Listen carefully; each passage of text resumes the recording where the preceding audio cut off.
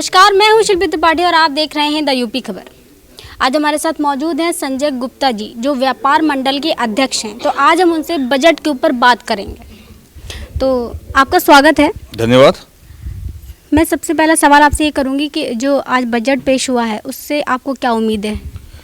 देखिए, आज जो बजट पेश हुआ है ये देश का बहुत महत्वपूर्ण बजट है कई मायनों में, क्योंकि कोविड-19 के बाद का पहला बजट है और देश का पहला बजट इस महीने में भी है कि आज का जो बजट था वो पेपरलेस बजट था।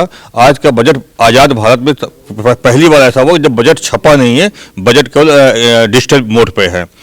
और आज हम लोग ये अपेक्षा कर रहे थे कि वित्त मंत्री जी व्यापारियों के लिए कुछ योजनाएं लाएंगी, क्योंकि कोविड-19 के चलते देश के व्यापारियों का व्यापार बहुत ही विपरीत परिस्थितियों से गुजर रहा है। देश के व्यापारियों की आर्थिक स्थिति ठीक नहीं है और जो भारत में विदेशी कंपनियां काम कर रही हैं ई कॉमर्स के क्षेत्र में, अमेजॉन और फ्लिपकार्ट जैसी बड़ी बड़ी कंपनियां और अन्य दूसरी कंपनियां, ये सब लोग भारत के नियम कानून को तोड़ते हुए भारत के परंपरागत व्यापारियों के व्यापार को प्रभावित कर रही हैं।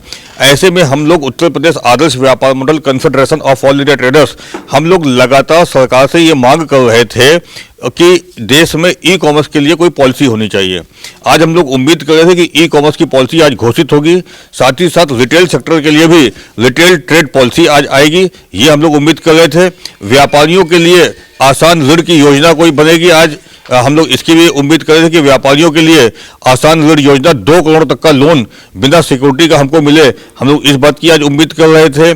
जीएसटी में 1000 से अधिक संशोधन हो चुके हैं, जीएसटी में अनेक नए प्रावधान जोड़े जा चुके हैं। हम लोग इस बात की भी उम्मीद कर रहे थे कि जीएसटी को और अधिक सरल बनाने के आज उपाय किए जाएंगे, लेकिन ये सभी चीजें आज नहीं हुई। व्यापारियों के सामने बहुत बड़ी समस्या से पेमेंट को लेकर के है, भुगतान को लेकर के है, किरायों के भुगतान को लेकर, बिजली के भुगतान को लेकर के, अपने कर्मचारियों की तनख्वाहों को लेकर के है। हम लोग ये चाह रहे थे कि जितने भी प्रकार के सरकारी बकाए हैं, चाहे वो नगर निगम की हो, चाहे जीएसटी के हो या अन्य किसी भी विभाग के हों, उन सरकारी बकायों के भुगतान के लिए हमें कम से कम 2 साल का समय मिल जाए। 2 साल तक का व्यापारियों पर किसी भी प्रकार की सख्ती ना की जाए।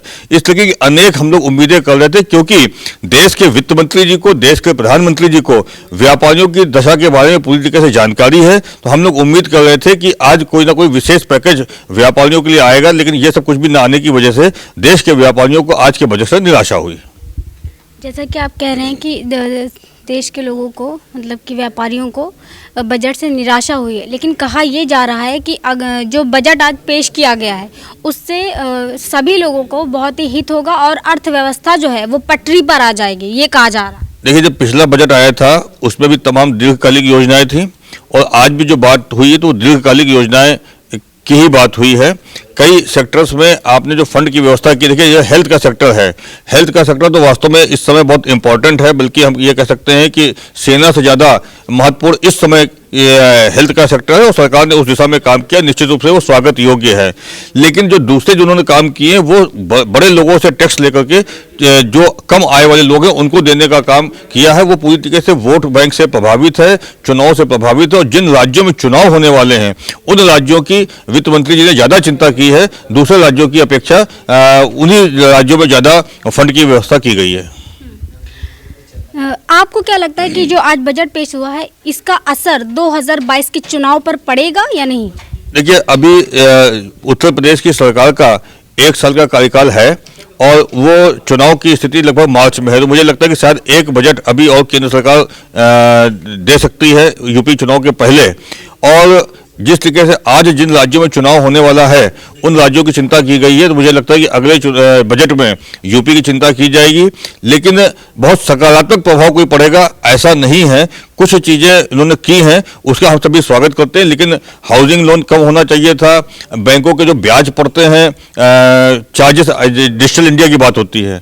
डिजिटल इंडिया में जब तक आप आईएमपीएस के चार्जेस, एटीएम कार्ड के और डेबिट कार्ड के चार्जेस आप नहीं रिमूव करेंगे, नहीं खत्म करेंगे, तब तक डिजिटल इंडिया को आप सार्थकता नहीं दे सकते हैं। तमाम ऐसी चीज़ें जो होने वाली थी नहीं हुई हैं। चुनाव का अभी यूपी में समय थोड़ा दूर है, तो ये नहीं कह सकते कि इससे बहुत फर्क पड़ेगा, लेकिन फायदा भी इसका कोई नहीं होने वाला। बहुत बहुत धन्यवाद। आपसे एक सवाल है मेरा, जैसे कि आप हाउसवाइफ हैं, गृहिणी हैं, तो जब भी महंगाई बढ़ती है तो सबसे ज़्यादा असर घर पर ही पड़ता है। तो इसके बारे में जो आज बजट पेश हुआ है उसको लेकर क्या कहेंगे आप? देखिए, बजट जब आता है तो हम महिलाएं इस चीज़ को ध्यान में रखते हैं कि ऐसी क्या चीज़ आई है जो सीधा असर हमारे किचन पर डालेगी। तो ऐसा कोई भी योजना कोई भी नहीं थी जो हमारे किचन को लाभान्वित कर पाई।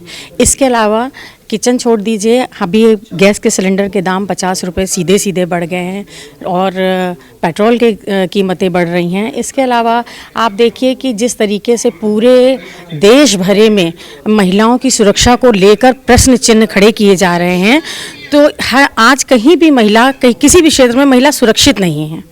तो उसकी सुरक्षा को लेकर कोई भी ऐसा कार्य नहीं किया गया है, कोई भी ऐसी योजनाएं नहीं बनाई गई हैं जिससे वो अपने आप को सेफ फील कर सकें। इसके अलावा आत्मनिर्भर बनाने के लिए, महिलाओं को आत्मनिर्भर बनाने के लिए जिस तरीके से देश में आपातकाल की स्थिति पैदा हो गई थी, उत्पन्न हो गई थी, तो हम महिलाओं ने आगे बढ़कर इस देश के एक स्तंभ को संभाला था। जो हम लोगों के पास रखा हुआ पैसा था, या हम लोगों ने जो व्यापार में अपने योगदान दिए थे, या हर क्षेत्र में हमने योगदान अपना दिया हुआ है, हम लोग अर्धांगिनी कहलाते हैं।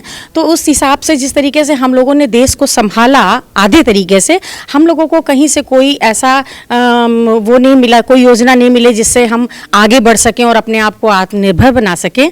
आप योजनाएं लाते हैं, आपने मिशन शक्ति लाई, आपने 10-90 बहुत अच्छा आपका चल रहा है। इसके अलावा आपने इस समय पिंक बूथ का काम किया है, पिंक बूथ में बहुत अच्छा काम हो रहा है।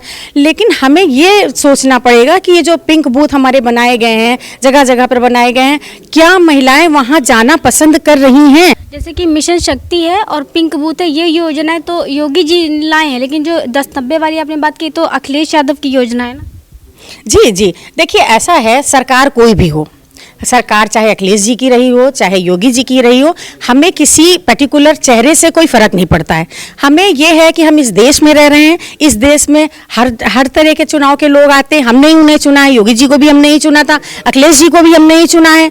तो इसलिए योजनाएं जो भी आ रही हैं वो हम लोगों को देखते हुए आ रही हैं। हमें इससे फर्क नहीं पड़ता है कि वो अखिलेश जी लाए या योगी जी लाए, कौन लाए, इससे हमें फर्क नहीं पड़ता है। 10-90 भी हेल्पलाइन जितनी सक्सेसफुल रही है, इतना मिशन शक्ति और पिंक बूथ नहीं रहे हैं। ये सभी देख रहे हैं और जान रहे हैं इसके बारे में। जी जी, देखिए 10-90 सबसे बड़ी बात यह है कि 10-90 हमारी काफ़ी पुरानी हो चुकी है, इसलिए आम जनता तक पहुंच चुकी है।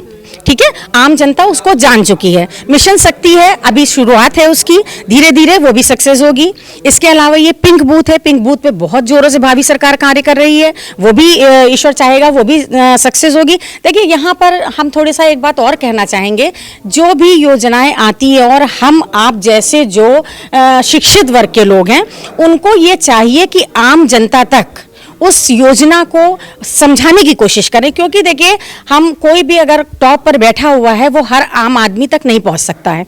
हमारा आपका ये दायित्व भी बनता है कि हम जाकर आम जनता तक ये समझाएं कि देखिए ये चीज़ आपके हित के लिए आई है, ये योजना आपके लिए आई है, जिससे आपको सीधे तरीके से लाभ होगा।